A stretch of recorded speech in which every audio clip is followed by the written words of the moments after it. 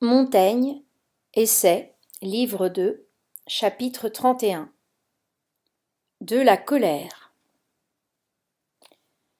Plutarque est admirable partout, mais principalement où il juge des actions humaines. On peut voir les belles choses qu'il dit en la comparaison de Lycurgus et de Numa sur le propos de la grande souplesse que ce nous est d'abandonner les enfants au gouvernement et à la charge de leur père. La plupart de nos polices, comme dit Aristote, laissent à chacun, en manière des cyclopes, la conduite de leurs femmes et de leurs enfants selon leur folle et indiscrète fantaisie. Et quasi les seuls lacédémoniennes et Crétense ont commis aux lois l'instruction de l'enfance. Qui ne voit qu'en un État, tout dépend de son éducation et nourriture. Et cependant, sans aucune discrétion, on la laisse à la merci des parents, tant fous et méchants qu'ils soient. Entre autres choses, combien de fois m'a-t-il pris envie, en passant par nos rues, de dresser une farce pour venger des garçonnets que je voyais écorcher, assommer et meurtrir à quelque père ou mère furieux et forcené de colère. Vous leur voyez sortir le feu et la rage des yeux. La rage enflammait leur cœur, ils sont emportés violemment comme des rochers détachés des sommets quand la montagne s'éboule sous eux et qu'ils s'arrachent à la peine abrupte, écrit Juvénal. Et, selon Hippocrate, les plus dangereuses maladies sont celles qui défigurent le visage. À tout, une voix tranchante et éclatante, souvent contre qui ne fait que sortir de nourrice. Et puis les voilà estropiés, étourdis de coups. Et notre justice qui n'en fait compte, comme si ces éboîtements et éclochements n'étaient pas des membres de notre chose publique. La patrie et le peuple te savent gré de leur avoir donné un citoyen. Si tu le fais, pour qu'il soit propre à servir sa patrie, utile dans les champs, utile à la fois dans les choses de la guerre et dans celles de la paix, écrit encore Juvénal. Il n'est passion qui ébranle tant la sincérité des jugements que la colère. Aucun ne ferait doute de punir de mort le juge qui, par colère, aurait condamné son criminel. Pourquoi est-il non plus permis aux pères et aux maîtres d'école de fouetter les enfants et les châtier étant en colère? Ce n'est plus correction, c'est vengeance. Le châtiment tient lieu de médecine aux enfants. Et souffririons-nous un médecin qui fût animé et courroucé contre son patient? Nous-mêmes, pour bien faire, ne devrions jamais mettre la main sur nos serviteurs tandis que la colère nous dure. Pendant que le pouls nous bat et que nous sentons de l'émotion, remettons la partie. Les choses nous sembleront à la vérité autres quand nous serons racroisés et refroidis. C'est la passion qui commande l'or, c'est la passion qui parle, ce n'est pas nous. Au travers d'elle, les fautes nous apparaissent plus grandes, comme les corps au travers d'un brouillard. Celui qui a faim use de viande, mais celui qui veut user de châtiment ne doit avoir faim ni soif. Et puis, les châtiments qui se font avec poids et discrétion se reçoivent bien mieux et avec plus de fruit de celui qui les souffre. Autrement, il ne pense pas avoir été justement condamné par un homme agité d'ire et de furie, et allègue pour sa justification les mouvements extraordinaires de son maître, l'inflammation de son visage, les serments inusités, et cette sienne inquiétude et précipitation téméraire.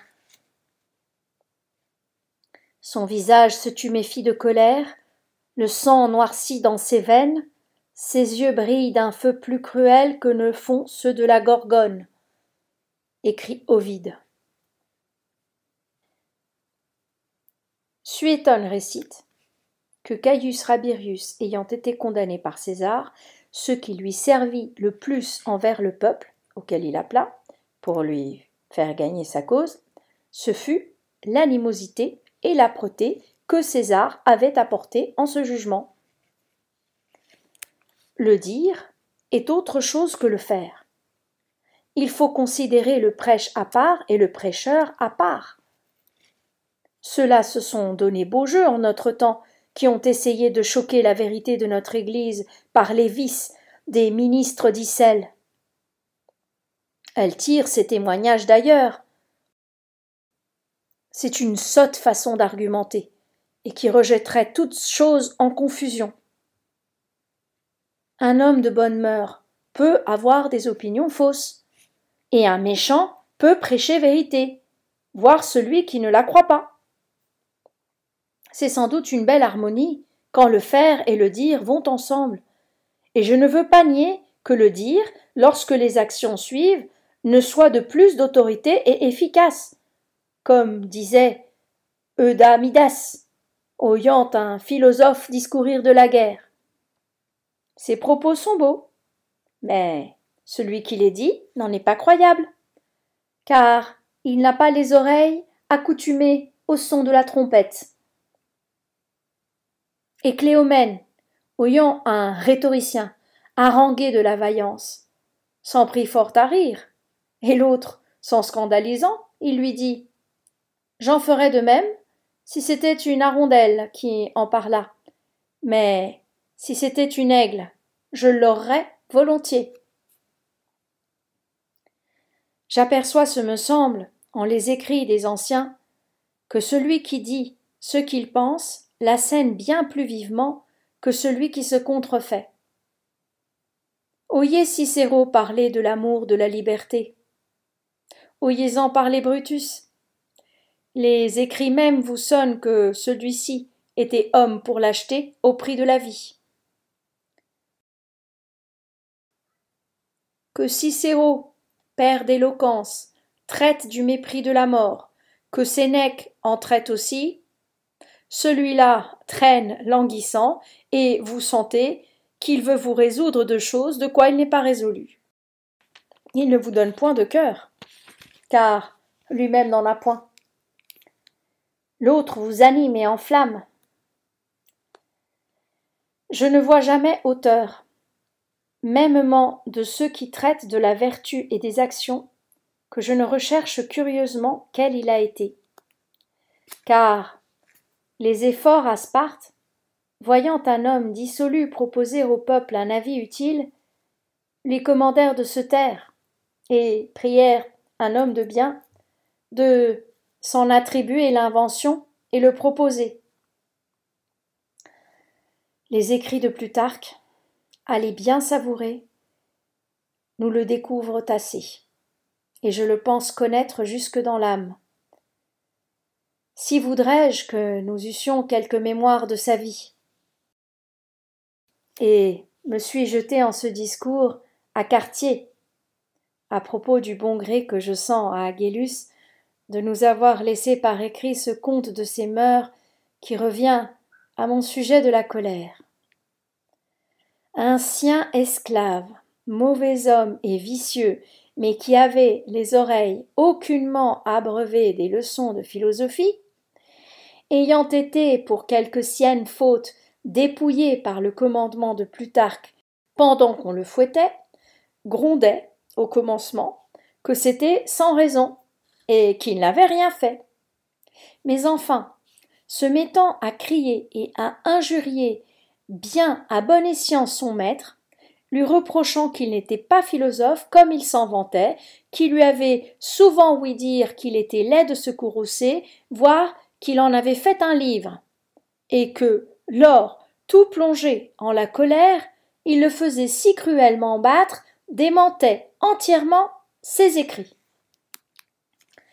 À cela, Plutarque, tout froidement et tout rassis, Comment? Dit-il. Rustre, à quoi juges-tu que je sois à cette heure courroucé? Mon visage, ma voix, ma couleur, ma parole te donnent-elles quelque témoignage que je sois ému? Je ne pense avoir ni les yeux effarouchés, ni le visage troublé, ni un cri effroyable. Rougis-je? Écumais-je? M'échappe-t-il de dire chose de quoi j'ai à me repentir? Tressauge? Frémis-je de courroux? Car pour te dire, ce sont là les vrais signes de la colère. Et puis, se détournant à celui qui fouettait, continuez, lui dit-il, toujours votre besogne, pendant que ce Tuici et moi disputons. Voilà son conte.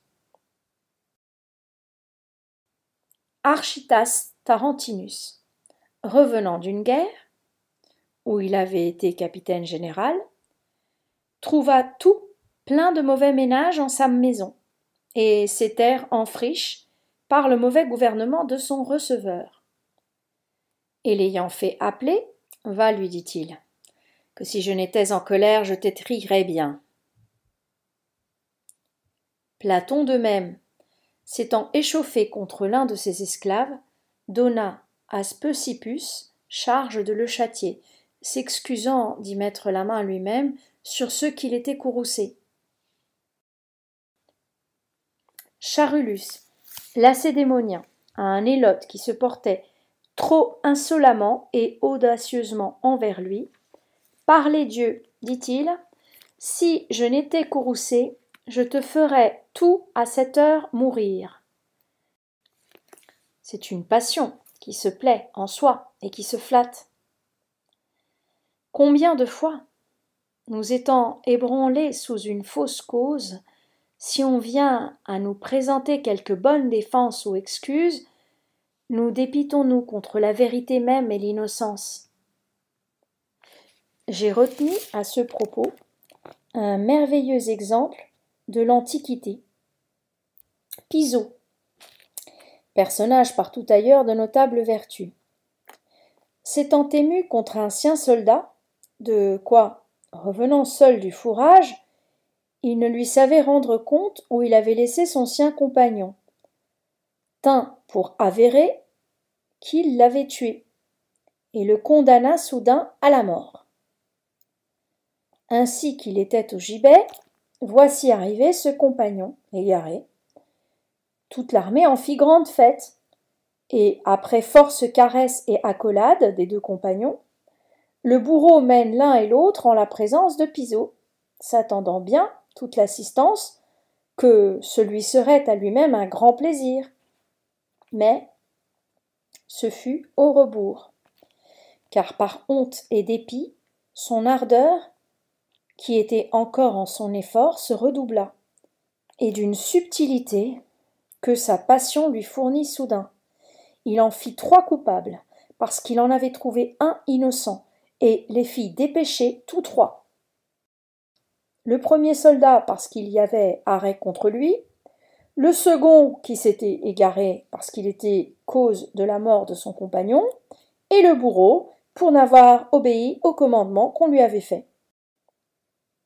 Ceux qui ont eu à négocier avec des femmes têtues peuvent avoir essayé à quelle rage on les jette, quand on oppose à leur agitation le silence et la froideur, et qu'on dédaigne de nourrir leur courroux. L'orateur Célius était merveilleusement colère de sa nature. À un qui soupait en sa compagnie, homme de molle et douce conversation, et qui pour ne l'émouvoir prenait parti d'approuver tout ce qu'il disait et d'y consentir, lui, ne pouvant souffrir son chagrin, se passer ainsi sans aliment, « Nie-moi quelque chose de par les dieux, dit-il, afin que nous soyons 2.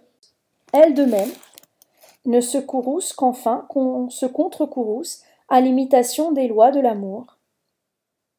Phocion, à un homme qui lui troublait son propos, en l'injuriant âprement, n'y fit autre chose que de se taire, et lui donner tout loisir d'épuiser sa colère. Cela fait, sans aucune mention de ce trouble.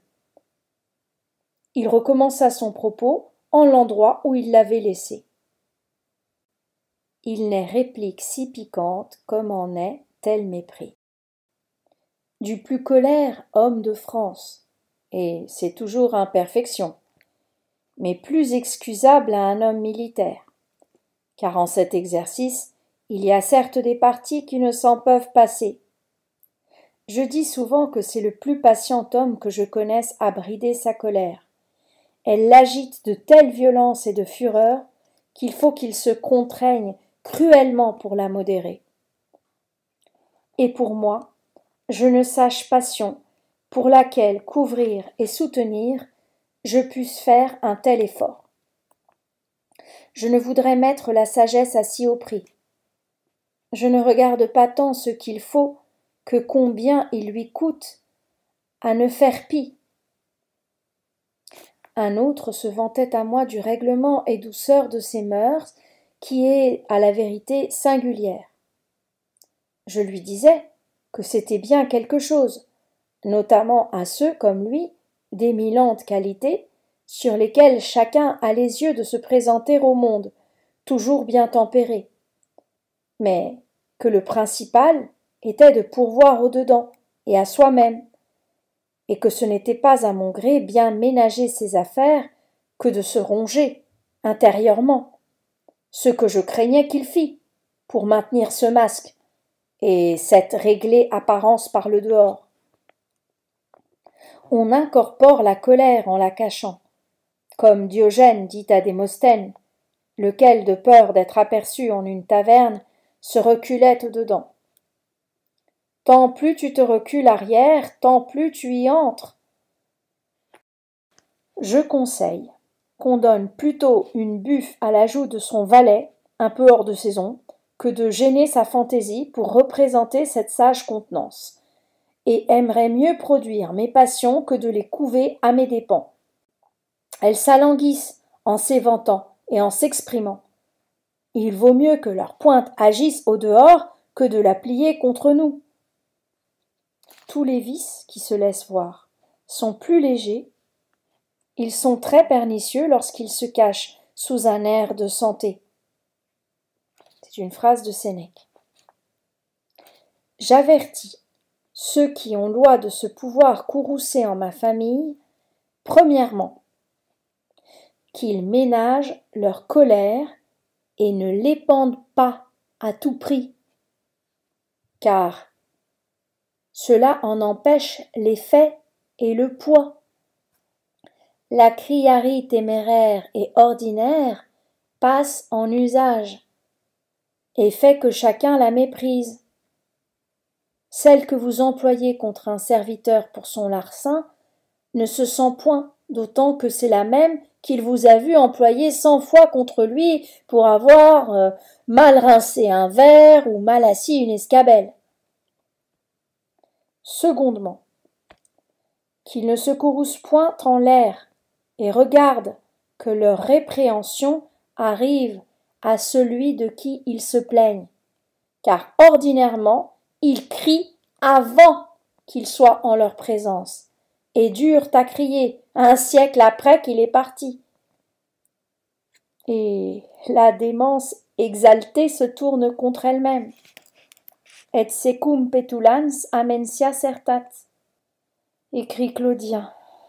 Ils s'en prennent à leur ombre et poussent cette tempête en lieu où personne n'en est ni châtié ni intéressé, que du tintamarre de leur voix, tel qu'il n'en peut mais. J'accuse pareillement aux querelles ceux qui bravent et se mutinent sans parti. Il faut garder ces rodomontades où elles portent. Quand je me courrouce, c'est le plus vivement, mais aussi le plus brièvement et secrètement que je puis. Je me perds bien en vitesse et en violence, mais non pas en trouble, que si j'aille jetant à l'abandon et sans choix toutes sortes de paroles injurieuses, et que je ne regarde d'asseoir pertinemment mes pointes où j'estime qu'elles blessent le plus, car je n'y emploie communément que la langue. Mes valets en ont meilleur marché aux grandes occasions qu'aux petites. Les petites me surprennent, et le malheur veut que depuis que vous êtes dans le précipice, il n'emporte qui vous ait donné le branle. Vous allez toujours jusques au fond. La chute se presse, s'émeut et se hâte d'elle-même. Aux grandes occasions, cela me paie, qu'elles sont si justes que chacun s'attend d'en voir naître une raisonnable colère. Je me glorifie à tromper leur attente. Je me bande et prépare contre celle-ci. Elles me mettent en cervelle et menacent de m'emprunter bien loin si je les suivais. Aisément je me garde d'y entrer, et suis assez fort, si je l'attends, pour repousser l'impulsion de cette passion, quelque violente cause qu'elle est. Mais si elle me préoccupe et saisit une fois, elle m'emporte, quelque vaine cause qu'elle est.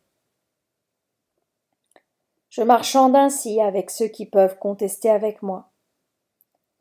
Quand vous me sentirez ému le premier, laissez-moi aller, à tort ou à droit. J'en ferai de même, à mon tour. La tempête ne s'engendre que de la concurrence des colères, qui se produisent volontiers l'une de l'autre, et ne naissent en un point. Donnons à chacun sa course, nous voilà toujours en paix. Utile ordonnance, mais de difficile exécution. Parfois m'advient-il aussi de représenter le courroucé pour le règlement de ma maison, sans aucune vraie émotion. À mesure que l'âge me rend les humeurs plus aigres, j'étudie à m'y opposer, et ferai, si je puis que je serai, dorénavant moins chagrin et difficile, que j'aurai plus d'excuses et d'inclination à l'être. Quoique, par-ci devant je l'ai été, entre ceux qui le sont le moins. Encore un mot pour clore ce pas. Aristote dit que la colère sert parfois d'arme à la vertu et à la vaillance. Cela est vraisemblable. Toutefois, ceux qui y contredisent répondent plaisamment que c'est une arme de nouvel usage, car nous remuons les autres armes, celle-ci nous remue. Notre main ne la guide pas, c'est elle qui guide notre main. Elle nous tient, nous ne la tenons pas.